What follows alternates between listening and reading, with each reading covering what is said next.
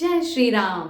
आप सभी का इस डे 6 में दिल से स्वागत है। यह 9 डेज की वीडियो सीरीज चल रही है जिसमें रामायण के थ्रू हम हमारी पर्सनालिटी को कैसे डेवलप कर सकते हैं इसके बारे में बताया जा रहा है। ये बहुत भाग्य की बात है, हम कह सकते हैं कि जिसकी वजह से हमें मनुष्य जन्म मिला है। बहुत सौभाग्य की बात है।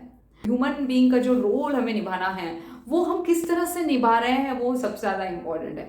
क्या हम वो रोल जो है बस हमेशा से गुस्से में, चिड़चिड़ में, चिल्ला कर, डांट कर या इस जिंदगी को बोझ समझ के निभा रहे हैं कि बस चलाना है, एक दिन आया है, बस चला जाए कैसे तो बस हो गया, आज का दिन निकल जाए कैसे तो बस हो गया। सोच के देखिए कि आपने जो है एक बहुत ही अच्छा गिफ्ट कहीं से लाया है और आप वो किसी को दे रहे हो, लेकिन सामने वाले को उस गिफ्ट में मजा नहीं आया और उसने आपके सामने ही कहना स्टार्ट कर दिया, अरे कैसा गिफ्ट दिया है, तो आप कैसा फील करोगे। बहुत बार हम लोग डेज को वेस्ट करते हैं, ऐसा समझते हैं जैसे हमारे पास कितना ज्यादा टाइम है और इसीलिए हम उसे वेस्ट करते रहते हैं। सोचते भी नहीं है कि हर एक सेकंड में हमारी जिंदगी चेंज हो रही है, हर एक सेकंड में जो काम हम कर रहे हैं उसका इम्पैक्ट हमारे फ्यूचर पर होने वाला है।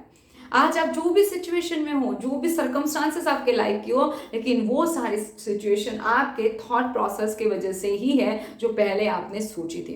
तो इस ह्यूमन बीइंग में अगर आपको मिला है तो इसे सफल करना ही हमारा काम है। जो उनकी चौपाई है, बड़े भाग मानुष्य तन पावा, ये जो है ये बहुत ही पावरफुल लर्निंग। अगर हम समझे ना कि हम इस शरीर का क्या यूज कर रहे हैं, कितने लोगों की जिंदगी में बदलाव ला रहे हैं, कितने लोगों की हेल्प कर रहे हैं, क्या हम अपने आप की भी हेल्प कर रहे हैं, क्या हम हमारे बॉडी की तरफ उतना ध्यान दे पा रहे हैं, क्या हमारे फैमिली की तरफ हम उतना ध्यान दे रहे हैं, क्या हम जो सक्सेस चाहते थे वो सक्सेस हमें मिल पा रही है।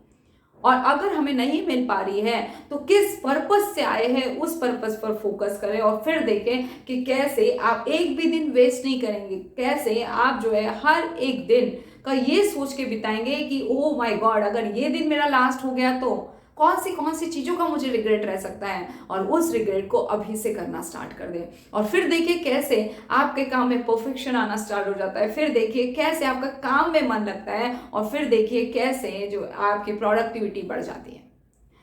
सेकेंड चीज जो मैंने इससे सीखी है वो ये है कि रामकृष्ण परमहंस जो कि काली माता के बहुत बड़े भक्त थे, हम सभी लोग जानते हैं, ऐसा कहते हैं कि वो काली माता के सामने घंटों जाकर रोते थे और लोग उन्हें पागल कह के छोड़ देते कि ये इंसान पागल है। लेकिन आज हम जानते हैं कि वो ही पागल इंसान ने आज इतिहास में इतना बड़ा नाम कर दिया है, इतनी ज्यादा उनकी ख्याति फैली हुई है। तो अगर आज आपको लोग कुछ बुरा भला कह रहे हैं, आपके बारे में कुछ गलत बातें फैला रहे हैं, तो डरने जैसी कोई बात नहीं है, क्योंकि जब भी हम कुछ अलग काम करते हैं तो दुनिया हमें कुछ ना कुछ कहेगी ही कहेगी। जब हम भीड़ से हटकर कुछ काम करना चाहते हैं तो दुनिया हमें जरूर टोकेगी, क्योंकि उनकी प्रोग्रामिंग एक जैसे सीधे लाइन में चलने की है। जैसे ही कोई टेढ़ा हो जाए वो तुरंत उसे रोक लेती है, तुरंत उसे पकड़ लेती है। लेकिन अगर आपका पैशन है, अगर आपका पर्पस है, आपकी इच्छा है, आप दिल से उसे करना चाहते हो, तो प्लीज उस पैशन को पहचाने और उसके पीछे जाएं। ना कि दुनिया कह रही है, ना कि पेरेंट्स कह रहे हैं, ना कि घर वाले कह रहे हैं, इसीलिए कोई काम ना करे।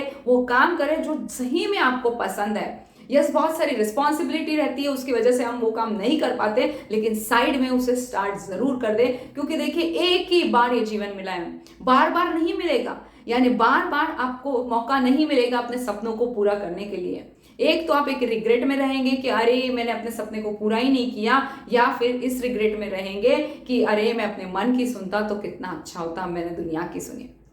तो उस दोनों रिग्रेट से अगर आप बचना चाहते हैं तो जस्ट आप अपने पैशन को थोड़ा समय दें, जो आप करना चाहते हैं, क्योंकि आपके दिमाग में वो थॉट आया है, इसका मतलब आपका पर्पस कहीं ना कहीं उससे रिलेटेड है। तो अपने पर्पस को जरूर आइडेंटिफाई करें। और अगर पागल अभी से आप लोगों को लोग कह रहे हैं तो समझ जाइए कि अभी कुछ बदलने वाला है, कुछ सही होने वाला है, कुछ चेंज होने वाला है, ताकि आपके मन में जो नेगेटिव फीलिंग्स आ रही होगी लोगों का सुन सुन के, हम बहुत बार हमारे डिसीजन लाइफ के चेंज करते हैं। तो अगर आप उस प्रोसेस से प्यार करते हैं, अगर आप रियली रियली चाहते हैं, तो सिर्फ और सिर्फ किसी के कहने पर उस प्रोसेस को बिल्कुल ना छोड़ें।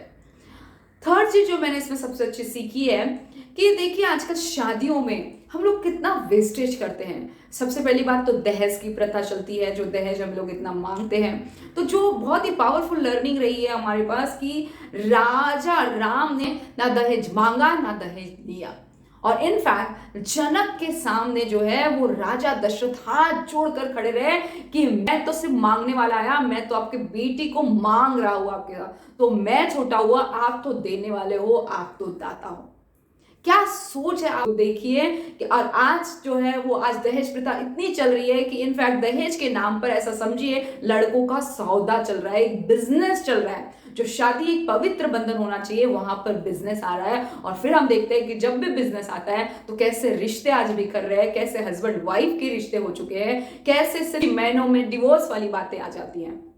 तो अगर आपके पास पैसा है, आपके पास बहुत ज्यादा धन दौलत है, तो बहुत धूमधाम से शादी कीजिए। लेकिन अगर आपके पास जो है पैसा नहीं है तो कर्जे पर लेकर कभी भी काम ना करें। और इसका बहुत ही अच्छा उदाहरण हमारे पास है कि शिव जी ने जो शादी की थी वो बहुत ही सिंपल शादी की, और वही राम जी की जो शादी थी वो बहुत ही ज्यादा धूमधाम वाली थी। यानी जिसके पास जितना है उसके हिसाब से करें, ना कि कर्जा लेकर और ना ही किसी से मांग कर जो है वो शादी जैसी चीजें, पवित्र बंधन को हम सिर्फ और सिर्फ स्ट्रेस में न डालकर उसे एक हैप्पी मोमेंट बनाए, क्योंकि वो किसी की जिंदगी की शुरुआत होने वाली है। और उसमें अगर हम निगेटिव एनर्जी डालते हैं, कर्जे की एनर्जी डालते हैं और बाद में पेरेंट्स उसके लेकर बहुत सालों तक दुखी रहते हैं, तो उस एनर्जी को हमें वहीं पर रोकना है। वो प्यार की एनर्जी को ज्यादा से ज्यादा स्प्रेड करना है, जो एक स्ट्रॉन्ग बॉन्ड को हमें क्रिएट करना है।